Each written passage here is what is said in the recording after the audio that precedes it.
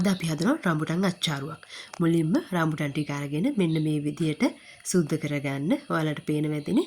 ඊට පස්සේ මේක හොඳට සෝදලා අරගෙන මෙන්න මේ වෙනම භාජනයකට මිරිස් කුඩු ටිකක්, ඊට පස්සේ ගම්බිරිස් ටිකක්, කෑලි මිරිස් ටිකක්, ලුණු ටිකක් එකතු කරගන්න. මෙන්න මේ විදියට ඔයාලට දැන් පේනවා ඇතිනේ. මේ ටික එකතු කරගෙන මේක හොඳින් මේ මිශ්‍ර කරගන්න.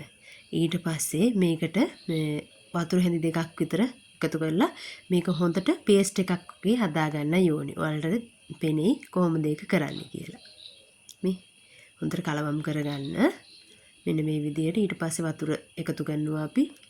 මෙන්න මේ වගේ හොඳ පේස්ට් එකක් විදිහට හදාගන්න. ඉතින් ඔයාලට පුළුවන් මේකට තව දේවල් එකතු කරන්න.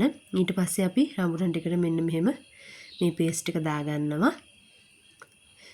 මේකට ඉතින් අඩු වැඩි වශයෙන් ඔයාලට තව කැමති දේවල් එකතු කරන්න පුළුවන්. හැමදාම නිකන් කන එක මේ විදිහටත් හදලා බලන්න. අමුතුම ටේස්ට් එකක් තියෙනවා රම්බුටන් මේ විදිහට හැදුවාම. ඉතින් මම ආපහු ගම්බිරිස් ටිකක් එකතු කරගෙන තියෙනවා. ඔයාලා නිකමට ඉන්න එකේ හදලා බලන්නකො මේ වගේ මාරම ටේස්ට් එකක් තියෙන රම්බුටන් මේ විදිහට හැදුවාම හරිම රසයි.